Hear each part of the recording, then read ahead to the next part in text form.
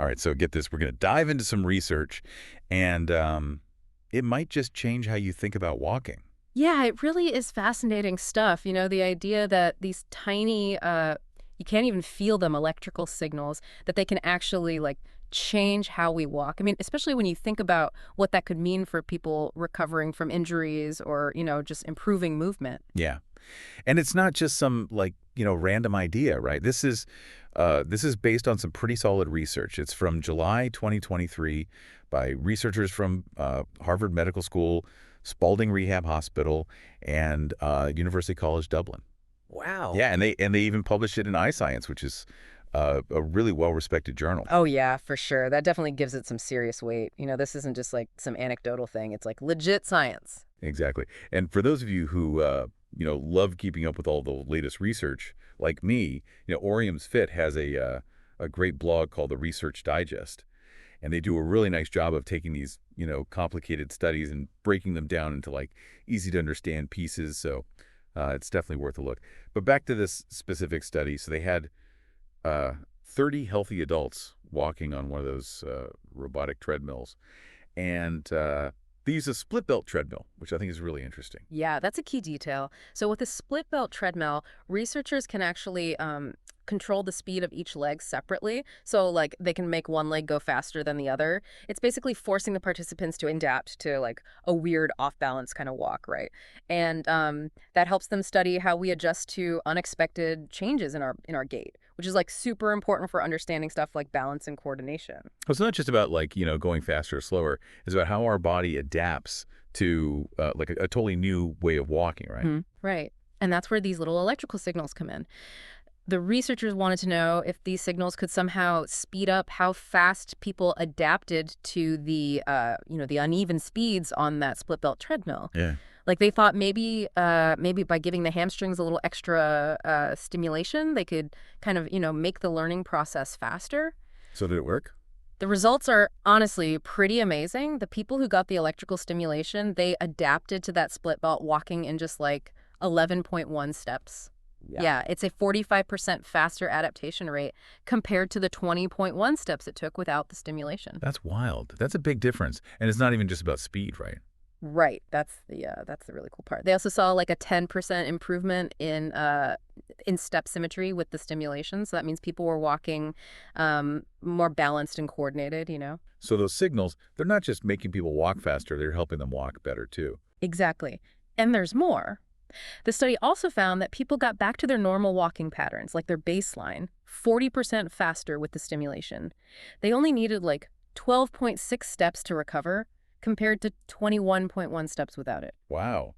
So faster adaptation and faster recovery. Yeah. It's almost like those signals, they're giving your body a shortcut to moving better. Yeah, that's a good way to put it. So this study, it used like really subtle signals, right?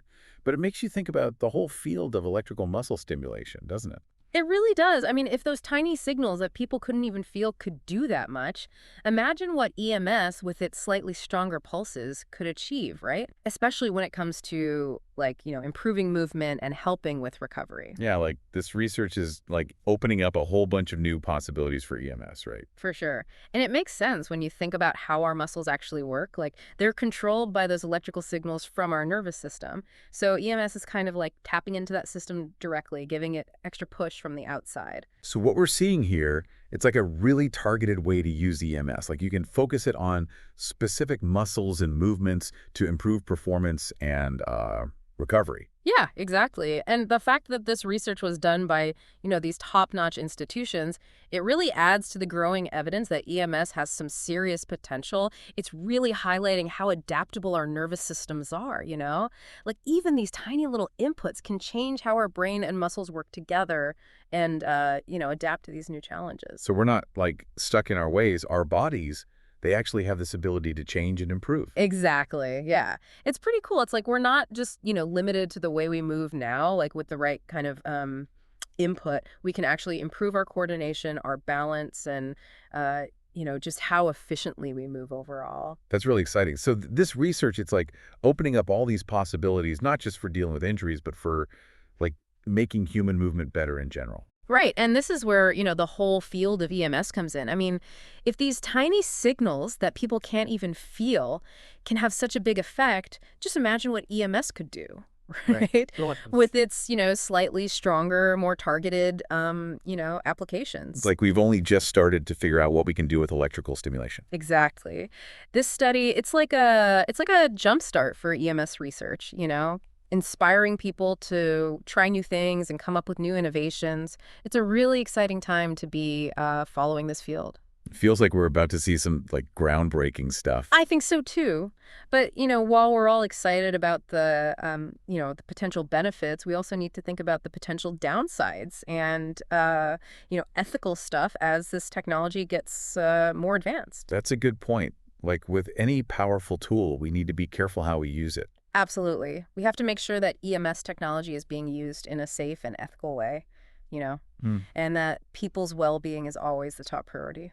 Now, I know this is all pretty new, but is there anything from this study that, the average person can take away and use right now? Yeah, I think there are a few key things. First, it really shows how important it is to challenge our bodies in new ways. Like, try a new sport, take a dance class, or even just mix up your workout routine, right?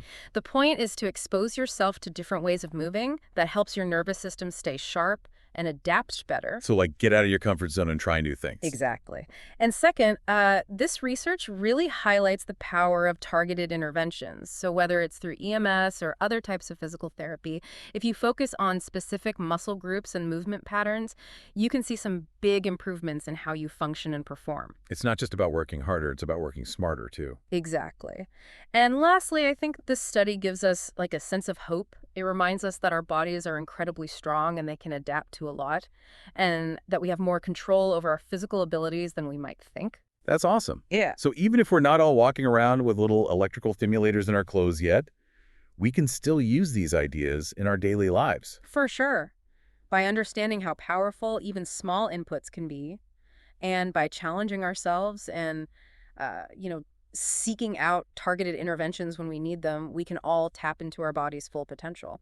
This has been a really interesting conversation. Hmm. I'm already thinking about how I can use these insights myself. Me too. And this is just the start, As researchers keep learning more about this stuff, I bet we'll see even more amazing applications and discoveries that'll push the limits of what we thought was possible with human movement. And who knows, maybe one day we will be walking around with those tiny electrical stimulators, just gliding through our day, perfectly balanced and graceful. It's a cool thought. But for now, let's stick to the present.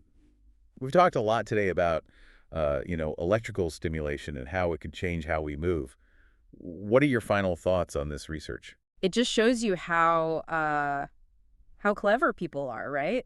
And how much we're Hmm. learning about the human body all the time. It's pretty mind-blowing that these like tiny little things can have such a big impact on how we move. Yeah, it really shows you how connected everything is. Like our brains, our muscles, the way we move, it's all linked together. Totally. And this study, it was all about walking, but I think what they found could apply to so much more than that. Like imagine using this technology for athletes or people recovering from injuries or even just everyday movements. It makes you wonder, like, what else can we unlock in our bodies with this stuff?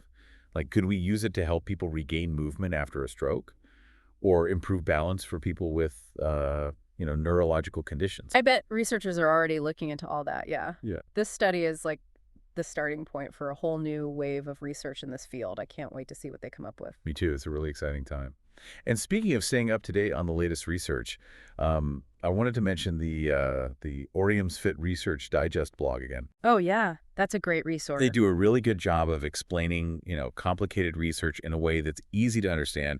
And they have a really good summary of this particular study, too, with links to the original paper. It's perfect for anyone who wants to, dig a little deeper into the science behind movement and learn more about EMS. And of course, Orium's Fit, they also make a bunch of cool EMS products. If you want to, try it out for yourself, you can check them out at oriums.fit. But always remember, everything we talked about today is just for informational purposes. It's not medical advice, right? So if Okay. you're thinking about using EMS or you have any health concerns, you should always talk to a doctor or a physical therapist. Definitely. Your health is the most important thing. Well, that brings us to the end of our deep dive into this amazing research on those tiny electrical signals and how they affect walking. I hope you found it interesting and maybe even a little bit inspiring. It's been fun talking about this cutting-edge science with you. And remember, keep exploring, keep asking questions, and keep moving. We'll see you next time.